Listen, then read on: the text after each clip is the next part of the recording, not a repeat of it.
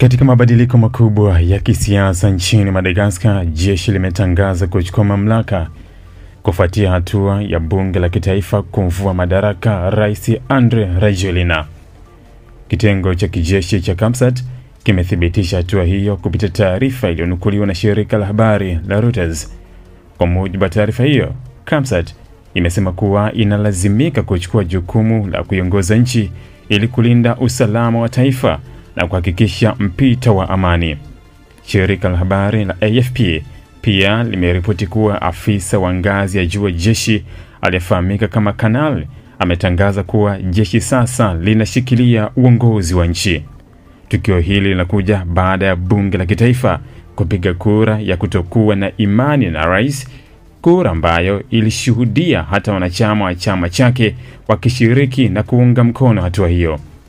Kwa mujibu wa ripoti, wabunge wengi wa chama hicho walipiga kura dhidi ya rais, hali iliyoongeza shinikizo kubwa kwa rais kujiuzulu.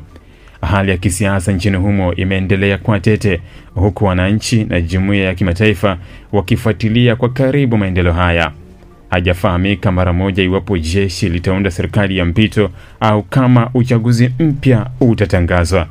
Rajoelina, ambaye aliingia madarakani mwaka 2019 baada ya ushindi wa uchaguzi uliokuwa na utata, amekuwa akikabiliwa na ukosoaji mkubwa wa ndani na nje ya nchi kuhusu namna anavyoendesha serikali, huku shutuma za matumizi mabaya ya madaraka na ukosefu wa demokrasia zikitawala.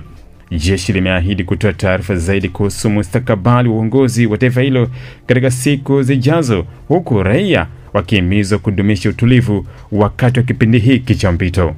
Dubai sasa Kitonga. Safirisha mizigo kwa punguzo la bei, yani $350 tu kwa CBM. Ni kwa bidhaa za toy, pochi, viatu na vifaa vya simu. Kilimanjaro Star Cargo, Simba Bahari.